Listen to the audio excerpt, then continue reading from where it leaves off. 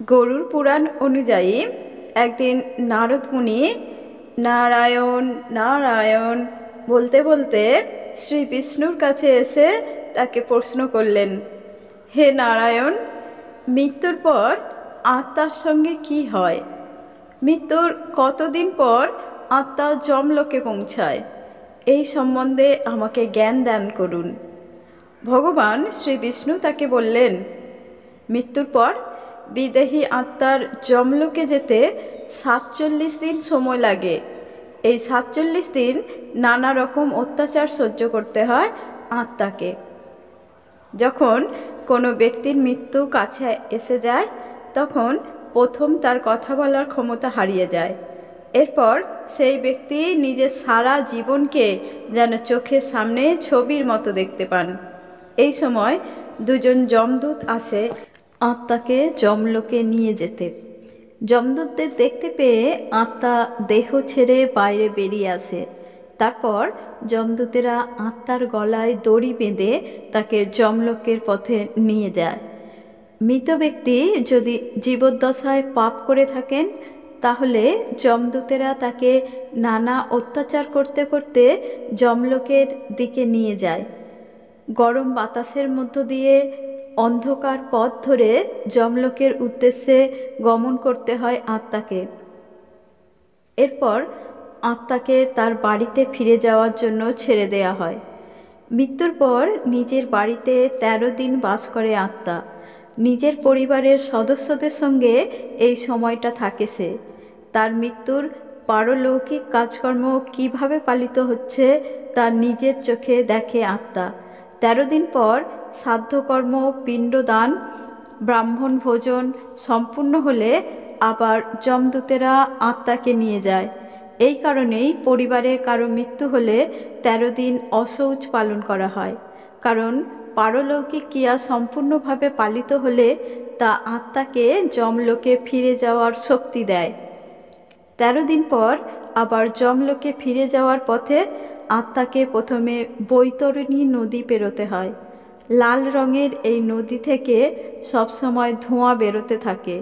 এই নদী পেরোনোর সময় আত্মাকে ভয়াবহ সব প্রাণীর মুখোমুখি হতে হয়। এই নদী পেরোতে ৪৭ দিন সময় লাগে আত্মার। তবে পুণ্যবান ব্যক্তির আত্মাকে বৈতরণী পেরোতে কোনো কষ্ট পেতে হয় না।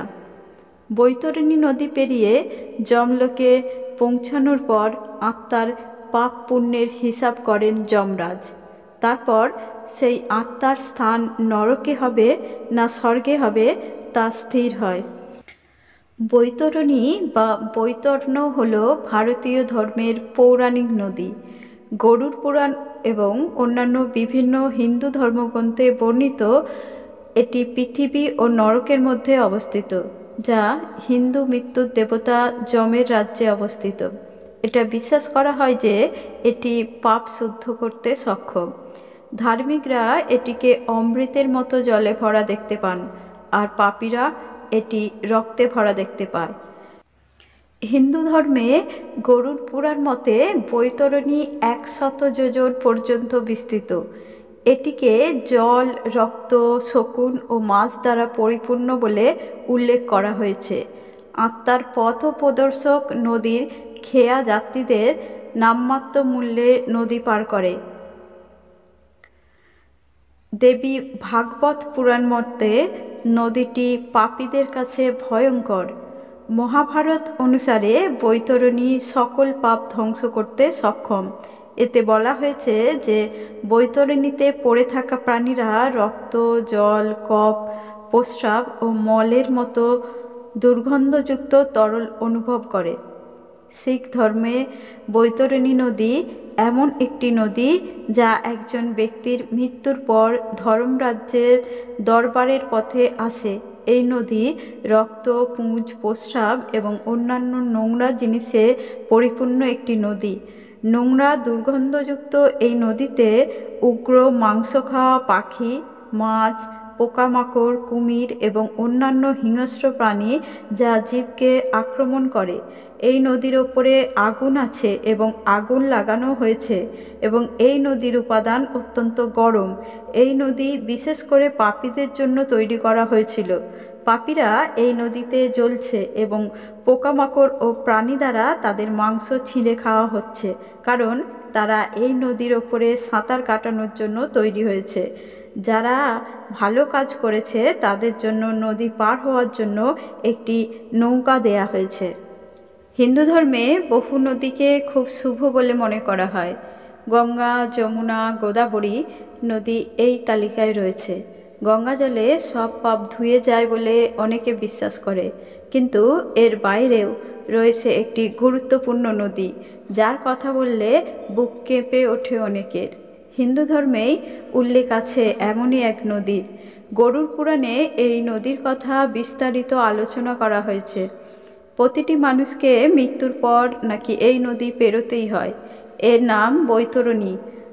কোনো পাপী আত্মাকে দেখলেই বৈতরণী নদী টকবক করে ফুটতে আরম্ভ করে, এমনই বিশ্বাস। কোথায় প্রবাহিত হয় বৈতরণী নদী? পুরাণ অনুসারে যমলোক থেকে ৮৬,০০০ যোজন দূরে বৈতরণী নদী প্রবাহিত হয়, কিন্তু এখানে জল নেই, বদলে এই নদীতে থাকে শুধুই রক্ত ও পুঁজ। মৃত্যুর পর যখন আত্মাকে যমলোকে যেতে হয়, পথে এই বৈতরণী নদী পেরোতেই হয়।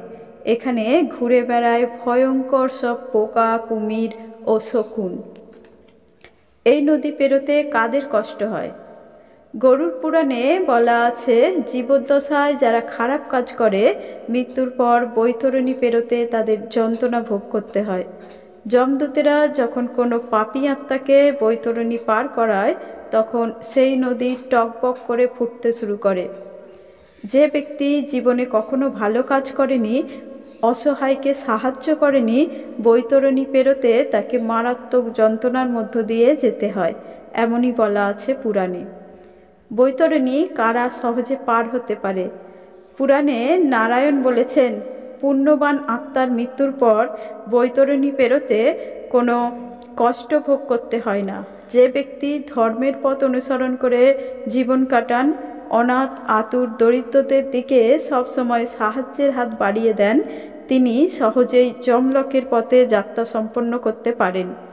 পুণ্যবান আত্মাকে যমদূতেরা নৌকায় বসিয়ে বৈতরণী নদী পার করায়।